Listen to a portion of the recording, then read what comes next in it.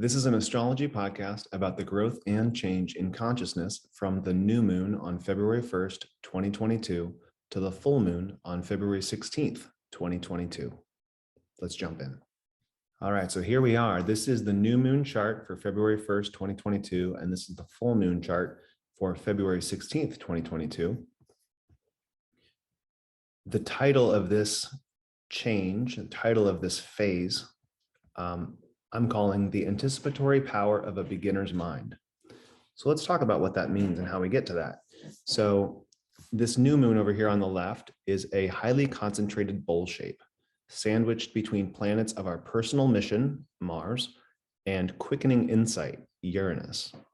The 5-degree phase from the 11th degree of, from the 10th degree of Aquarius to the 15th degree of Aquarius is about inspiring an individualized response to a new evolutionary urge.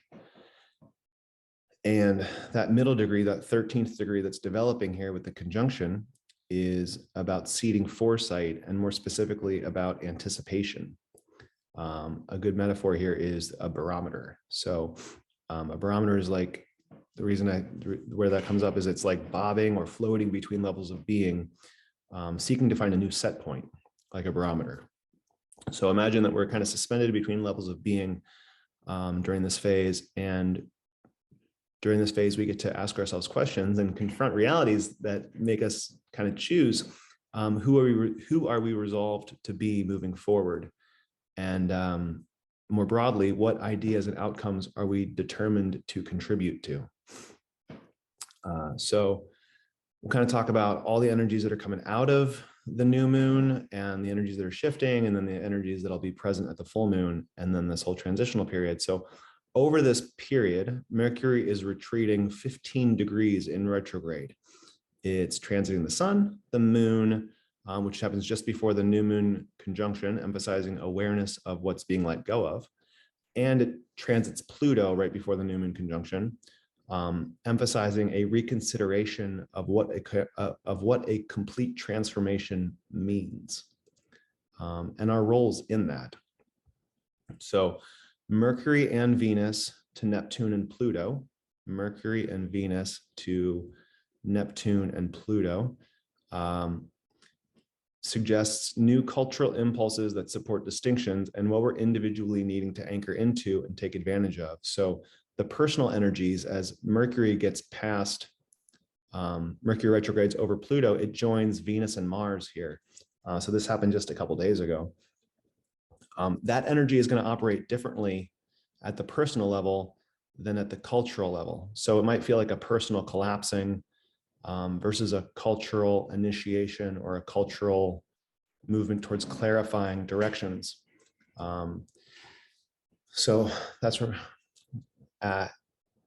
yeah, I'll just say that again. So the personal energy operates differently than the cultural energy. The personal energy might feel like it's collapsing, and the cultural energy is like reorienting, initiating, or clarifying around new directions.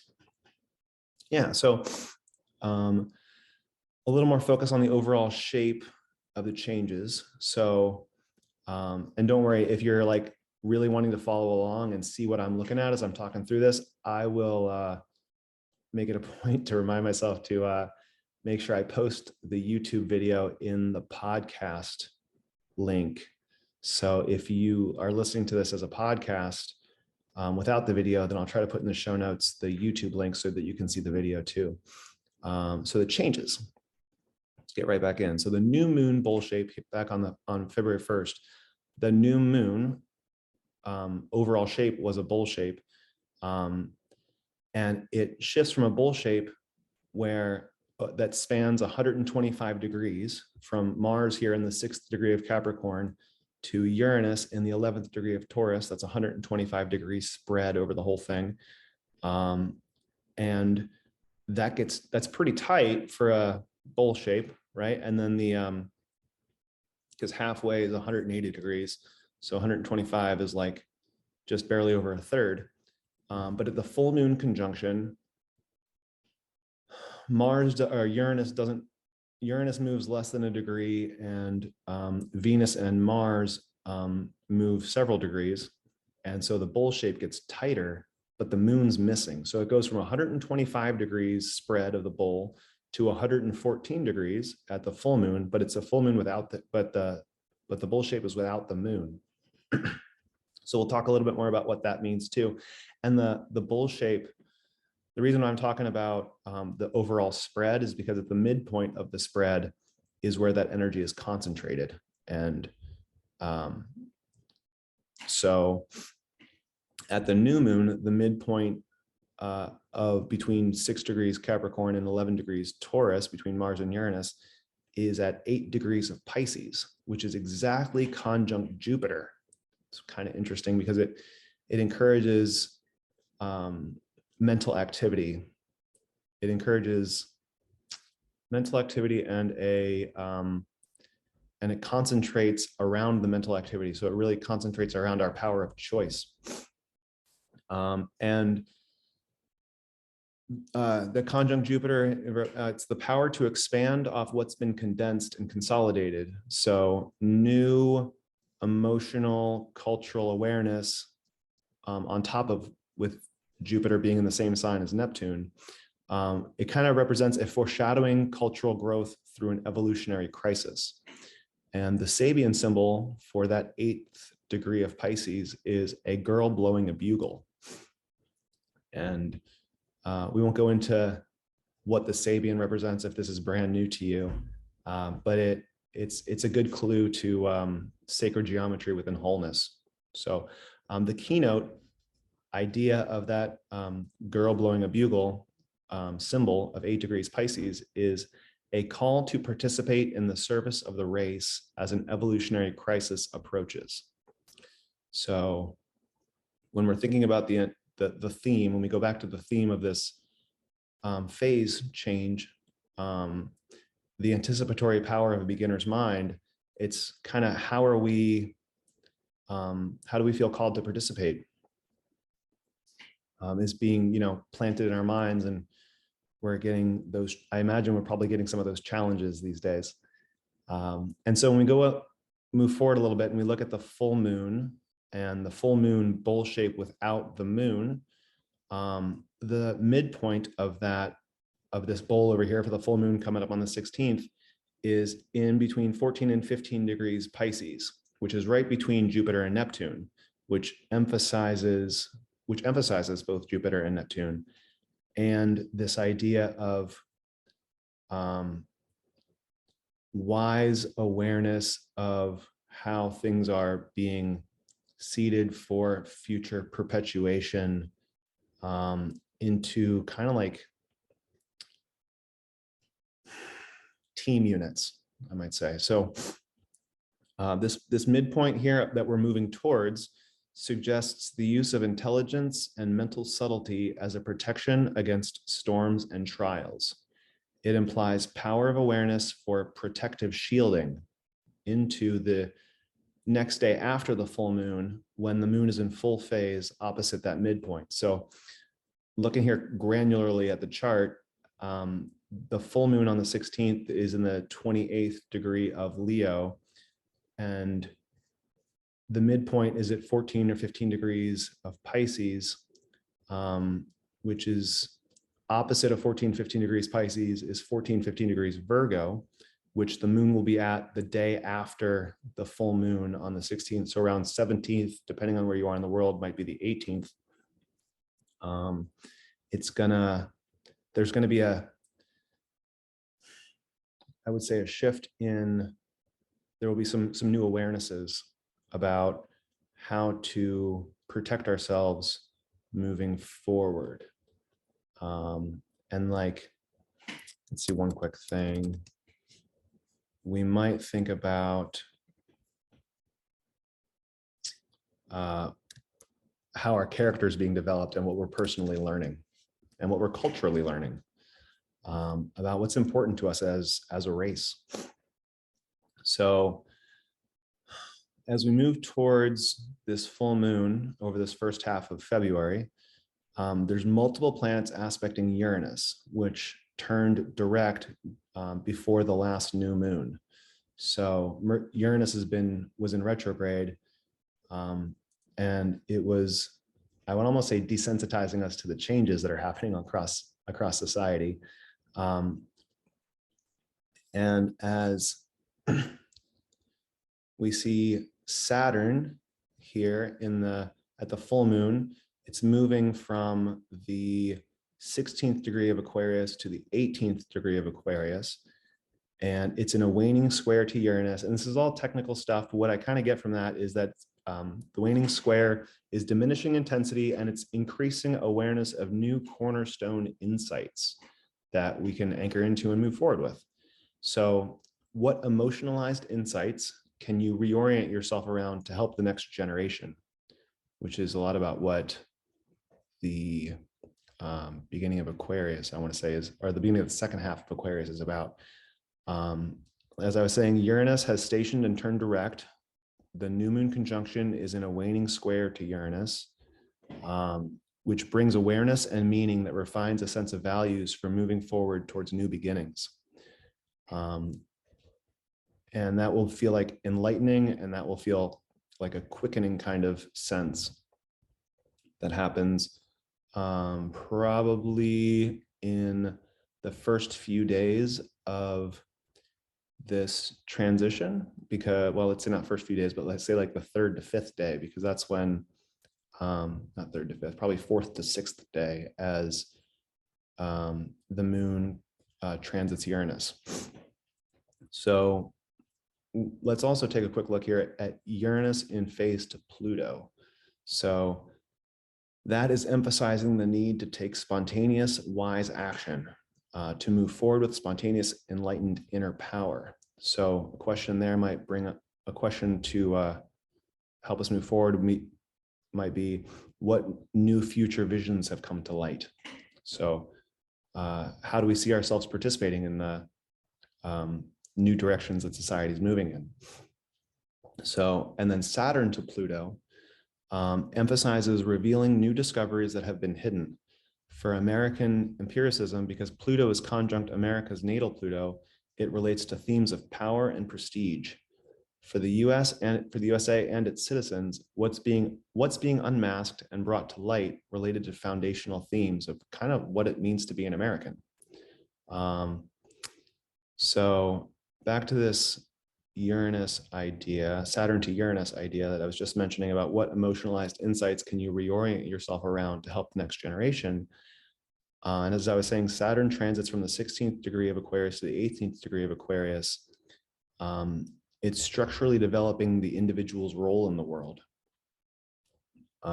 We're opening to reimagined values, which is all kind of on theme for the things that we've been talking about so far.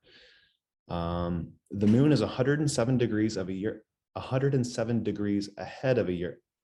of Uranus at the full moon, which it's growing towards. So when we get to the full moon, we might think about the difference between engagement or a lack of confidence. So we're either kind of engaging with what we're anticipating with that beginner's mind, or we're kind of disengaging with our personal power and our personal sovereignty and engaging with the shadow via a lack of confidence. So over this time, I think a kind of a powerful thing to be thinking about is if we're engaged or if we're disengaged with a fear-based motivation. So Uranus is in a harmonious or fluid aspects to Jupiter and Venus or Mars, which supports the personal awareness and action based on personal values. So I would really think about getting clear on what our values are, and not what our value is, not like what we contribute, what our financial value is, but what our personal values are. So, and then Neptune is, let's talk about Neptune for a second. Neptune it's just developing through the 22nd degree of Pisces. It stays in the 22nd degree of Pisces this whole phase. And Neptune is emphasizing cultural conflicts with personal awareness of how deep this thing really goes. Politics, cultural changes, out with the old. The energy of a mandate, which could show up as both as top-down government and also interpersonally, like intercellularly, if we're talking about a human, an American organism, and the American citizens are like the cells of the American organism. We might start to, I'm a little worried about it, but it kind of seeds the idea of a social credit score or a, I mean, it's kind of interesting how we're seeing mandates take shape around society. So Neptune is 55 degrees ahead of Pluto, and 55 degrees is really close to, it's just past 1/7 of a total orbit, which brings in a structural theme.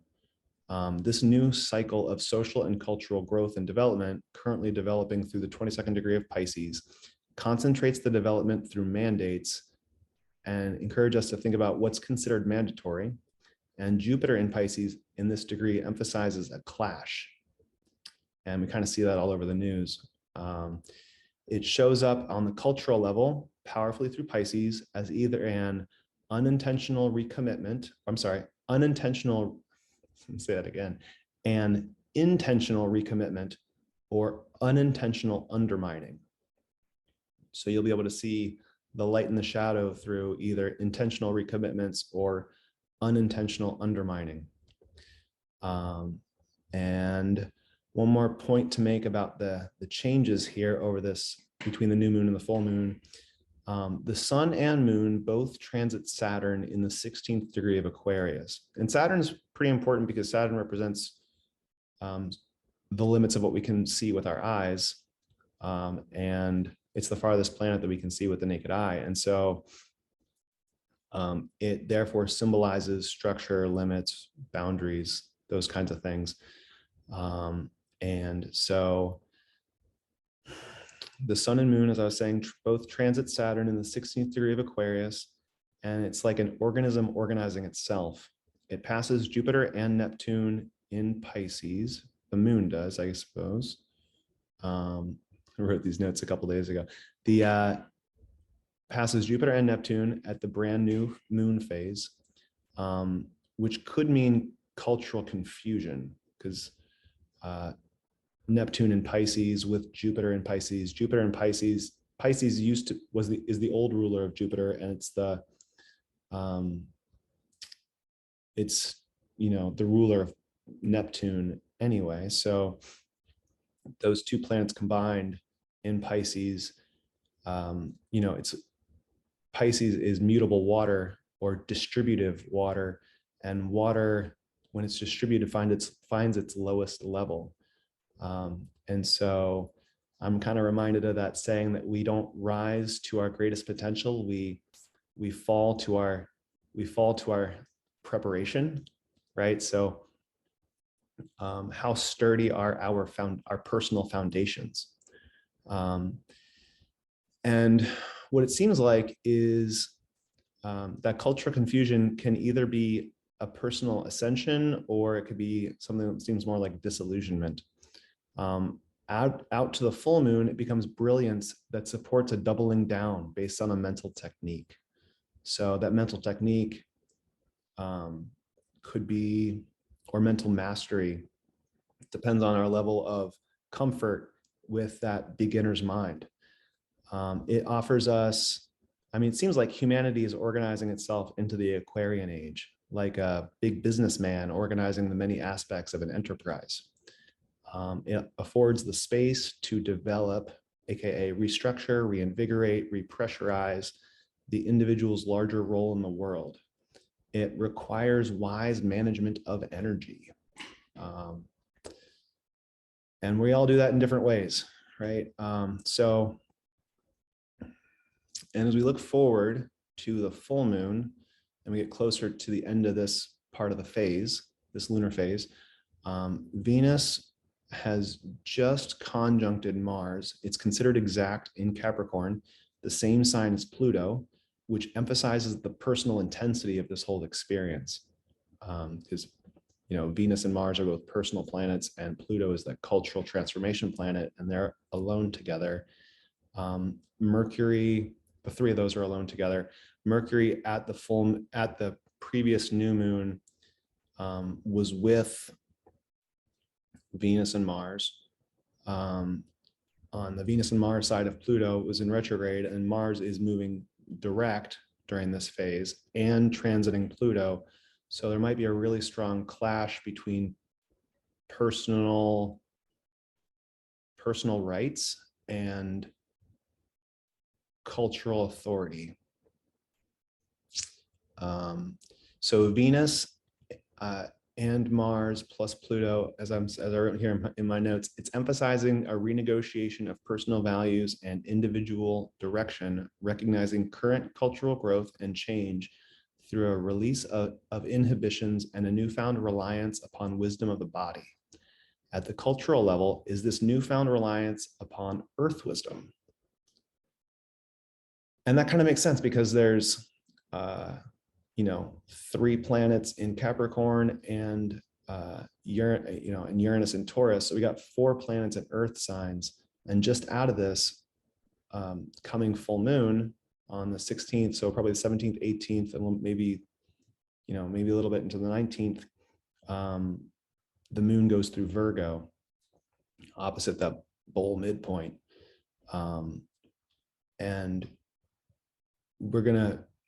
it'll be a really good time to practice self-care, because we're probably just going to feel which is an onomatopoeia for exasperated, just out of air, just needing to feel some sturdiness.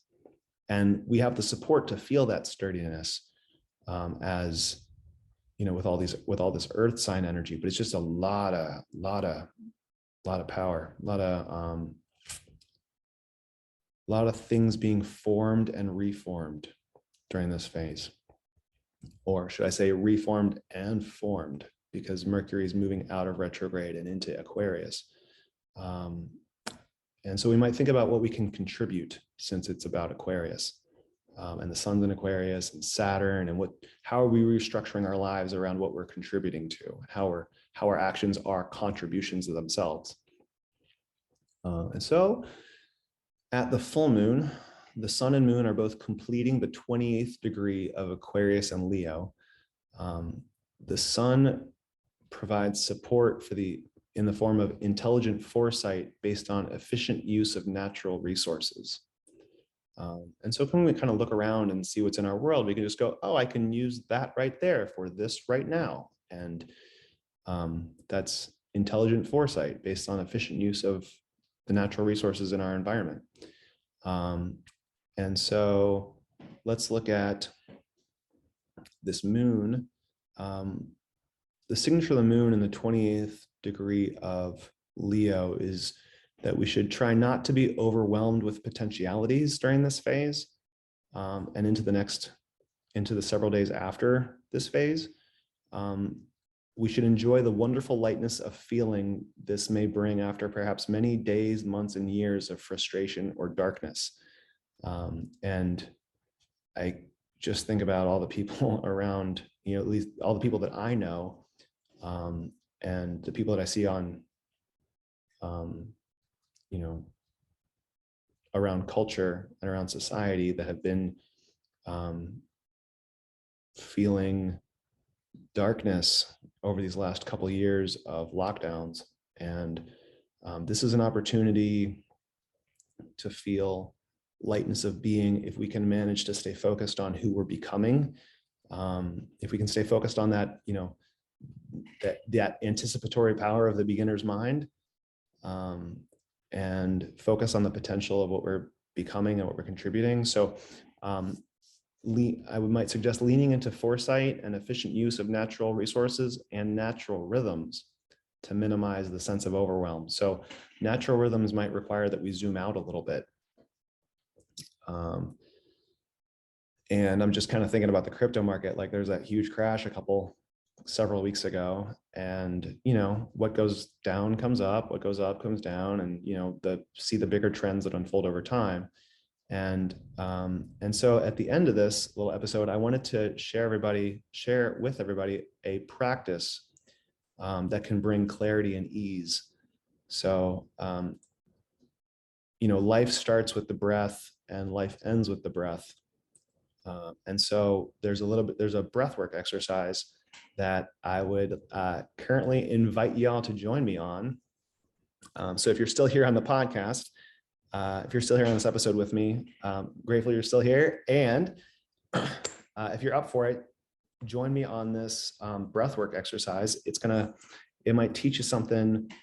Well, it's an opportunity for you to teach yourself, since I'm not really there to manage each person's, it's not even mine to manage. Everybody's doing it themselves. If you're up for it, then join me. It's a breathwork exercise.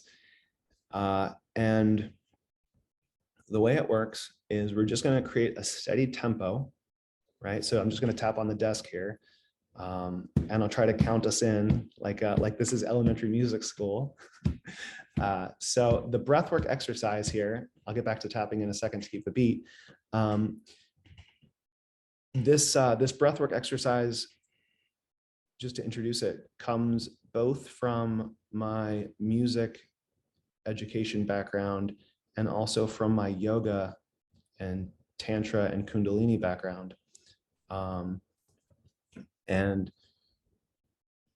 what we can do it in a couple different ways, and I'm just going to introduce it and then offer it to each of you to practice on your own. And there's lots of apps you can download that have metronome clicks. A metronome just meters time.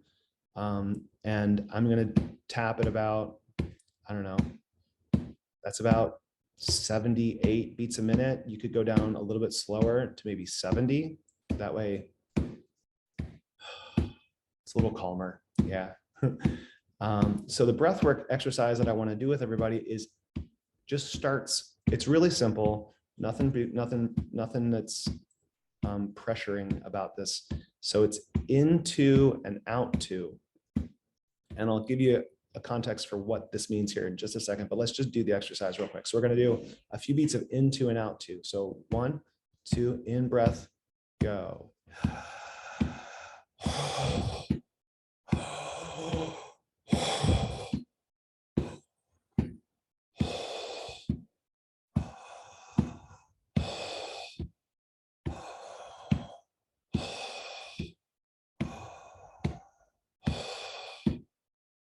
And you can continue that on your own. Just to give you an idea how that feels, I feel a little bit lightheaded already just from doing that. And if you could hear from the way I was doing it, I'm moving a lot of air, and I'm trying to move the air from low in my abdomen. And that can kind of help to bring a sense of homeostasis to the body. Caveat real quick, nothing in this episode is medical advice. You're in charge of your own body. I hope this is helpful, but this is for you. You're taking complete responsibility for yourself in all of this. So, excuse me. The next thing I want to do is in for 4, out for 4. So I'll do 4 quick prep beats. Ready, 2, ready, go. In.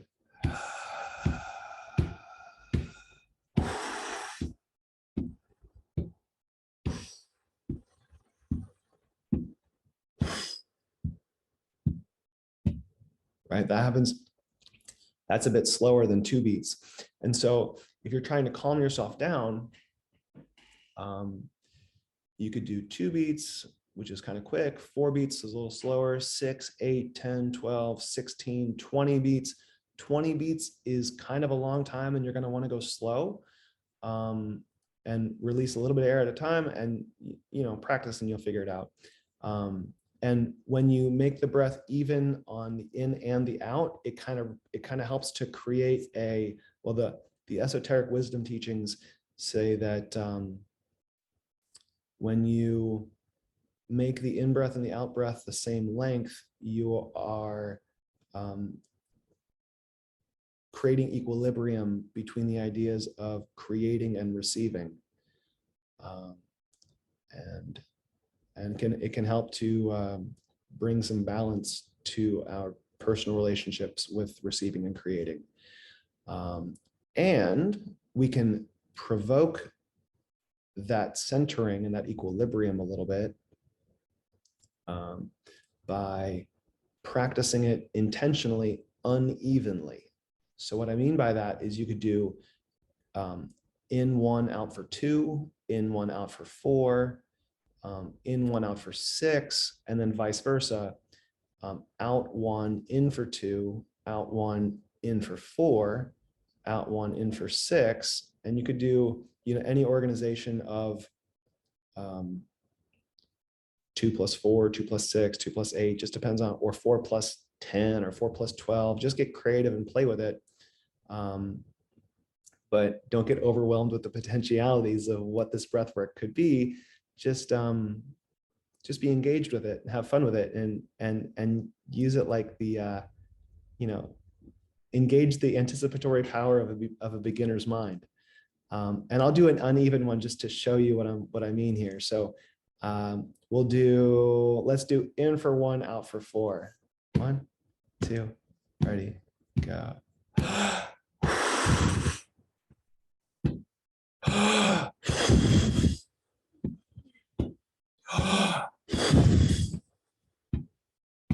And vice versa.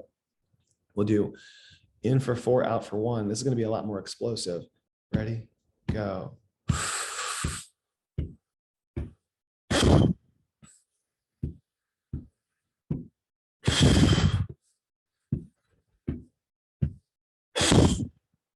Ooh.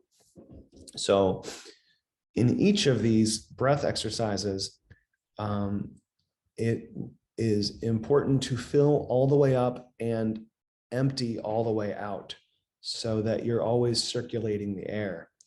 Since Aquarius is an air sign, our ability to relate and move air, relate to air and move air is going to help us feel more grounded and feel more present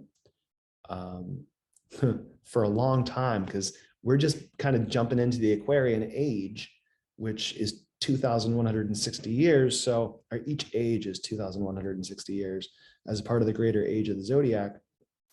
And so,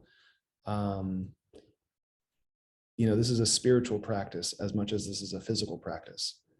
And so let me see if there's anything else here for me to say in this little segment. It looks like we've said everything that there is to say. And so I thank you for being here all the way through this, all the way through to the end of this episode. And if you got value, please share, please like the video, and love to hear what you think in the comments below. And that is all. Cheers.